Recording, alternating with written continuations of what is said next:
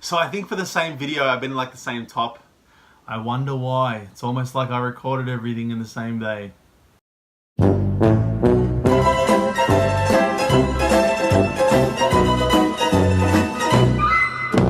What's going on, guys? Welcome to my top 5 games of 2018. Now, as I said in my update video that I posted, I haven't really reviewed a fair few games from this half of the year, the last 6 months of the year. So think of this as a bunch of mini reviews where I sort of round up my favorite games and talk a little bit about them. Without further ado, let's get into it.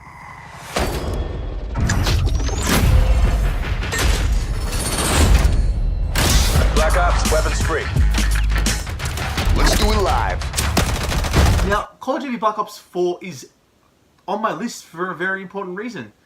It's a good game. It's a solid shooter. It's a solid multiplayer shooter.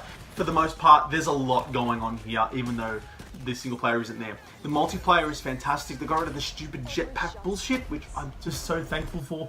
Thank you for that. But it adds a lot of specialist sort of abilities. It's not necessarily an Overwatch hero shooter, but every character you pick has a particular ability which you can utilize to your advantage. There is a Battle Royale mode, obviously, with the crazy Fortnite shit that's been going on this year. So the Battle Royale mode is actually quite good. It's a varied map. However, you may or may not get your ass kicked. People are really good at this game, so it is definitely a frustrating mode. You have to sink a lot of time in this mode, to really get a hold of it and be comfortable with it. And lastly, Zombies mode. Zombies is arguably better than it's ever been. I think the story of Black Ops 3 is a bit convoluted. I miss Zombies when it was just killing zombies and that was it, and lasting as long as you could. So they've sort of rectified that with a traditional sort of zombies stories mode and that sort of old school sort of just survive as long as you can mode called Rush, where you just kill zombies and gain points. It's a really easy way to get involved and just to have some casual fun if you don't have the time to sink into that zombies objective based story mode.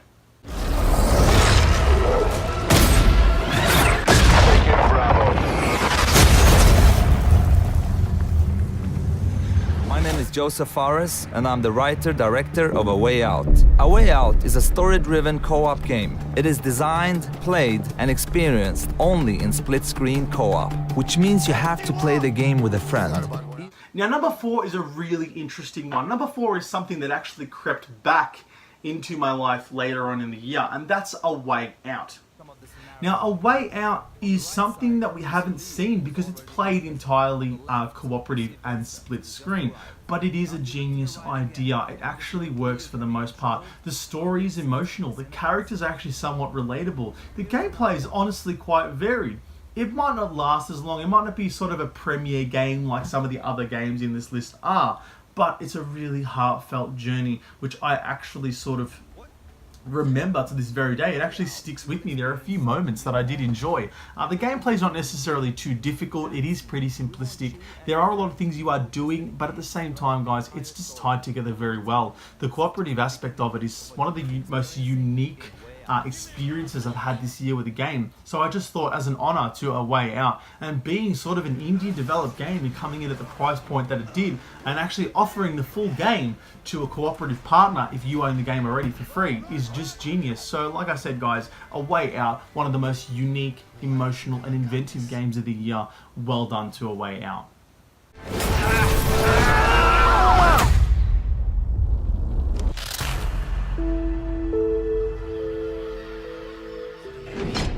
I don't know. Feels like the end of the world. Maybe it is. Peter Parker, how the hell are you? The city is in danger. It needs our help. All of our help. All right, well, call the play, coach. Gang of costume nutjobs is taking the city apart piece by piece. Time I return the favor. What a year it has been for Spider-Man in general, with Spider-Man Into the Spider-Verse coming out very recently, and Spider-Man itself, the game, coming out in September. It's just been a few months of awesome Spider-Man content, and I could not be happier. I'm a huge fan of the Spider-Man 2 game because they really got web swinging right. Now, I had a few nitpicks with the way the web swinging is done in this game, But overall, this is the best Spider-Man game I've ever played. I think it is definitively the best Spider-Man game. I can't think of any other game, any other Spider-Man game that sticks out, that's this well done, that's this polished. The voice acting, the animation, the story, the gameplay, it's so fluid, it's so functional, it just works. Everything fits together so well, giving us a new story, giving us a Peter Parker that's already aged, not wasting our time with the origin bullshit, and actually throwing in a few interesting characters like Miles Morales, and throwing in a different relationship with Mary Jane, one that's more mature and developed, with a legitimate history and a reasonable way to get back into each other's lives. I just thought it was so well put together. It respects all audiences and it's suitable for both kids and adults. Everyone can jump on board with this particular Spider-Man story. So at the end of the day, guys, that's my number 3 game of the year. Spider-Man, best Spider-Man game, love Spider-Man, favorite Marvel hero, and what a year it's been for Spidey himself.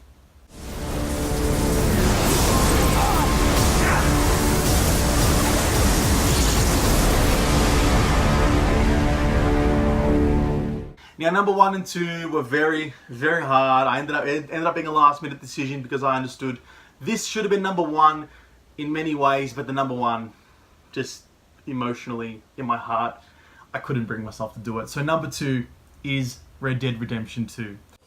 Bastard! I didn't do nothing! Ah! Damn fool!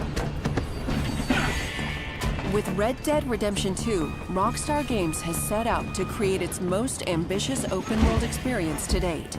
It is an epic tale of outlaw life that seamlessly blends story with action. Arthur! Let's go, quick! Now, make no mistake, Red Dead Redemption 2 is many people's game of the year. I totally understand it, totally justified. One of those games that rarely comes along. It's so developed, it's so polished. There is so much to do. It's just so full and dense to the point where it actually intimidates you, as it intimidated me. But the open world being as good as it is and being as varied, so much to do, so much to see, I just think that the story is just, realistically, it's one of the most mature stories. I think it's not necessarily a game that's directed at everyone for the purposes of the story and the pace of the game and the story itself. It's a very slow-paced story. It's a bit of a slow burn. But overall, the story is something that you might not forget. It's a very important story and it ties very well into the Red Redemption lore that we already know. So at the end of the day, guys, Red Dead Redemption 2 is an emotional, heartfelt, polished, diverse, dense journey into a Western world that I don't think has ever been done to this degree. And everyone admits that it's one of the best games of the year. Rockstar come out with these blasting experiences always at the end of the year. So yeah, it was a very hard decision, but Red Dead Redemption 2 is still one of the best games I've ever played, especially on this console.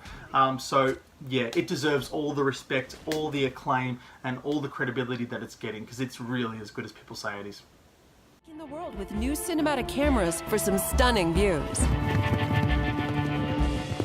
The result is a world that is deep, teeming with life, and very menacing. This world has its consolation. It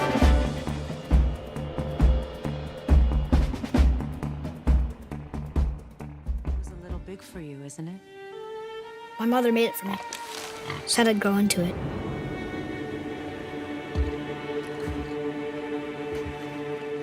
Find your way home. You are free. We're taking our ashes to the highest peak in the realms. Ashes? It was our last wish. Where must we go? To a realm beyond your own. Now, God of War, the game, the PS4, God of War 4, whatever you want to call it, it is as close to a masterpiece as you're going to get. Not only is it a good story, it's well done, it's polished, graphically it looks gorgeous, the soundtrack is absolutely masterful. The characters of both Kratos and his son Atreus are so deep, are so relatable, even for, characters that are, in this mythical world, they're so relatable. They deal with real people problems. It's such a really dynamic, realistic father-son relationship that I just appreciated. And on top of that, you got all this awesome functional action that just works so well. It's so diverse. Kratos is a really awesome character to play as. He's always been someone I've been drawn to in video games because I don't know, there's something about him that's just so interesting and enigmatic. And in this game, it's so...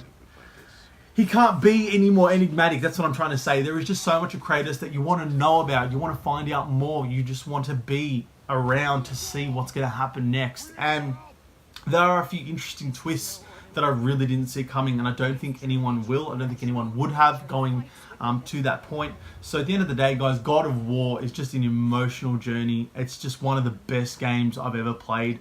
To reinvent the God of War series this long into its lifespan. Obviously, God of War started off as a PS2 game. There have been that many God of War iterations leading up to this one here.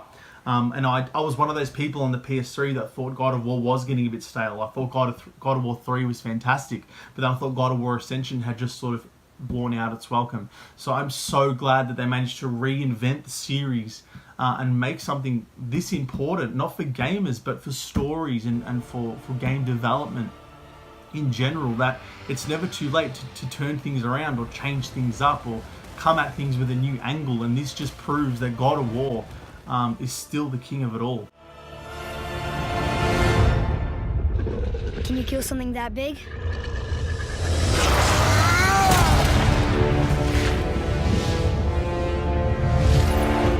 Yeah, so thanks for watching, guys. Hope it didn't drown on too long. I hope you enjoyed the video, and I will be coming out with the top 5 films of the year. I waited for a particular film, which you may have seen a review for already, to make that list. So the #1 spot may be spoiled already if you haven't seen it.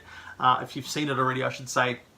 So hold out for that one. It'll be here soon. Once again, guys, thank you very much for watching. Thank you so much for your support. Subscribe, like the video, comment down below what were your top 5 or even just your favorite games of the year.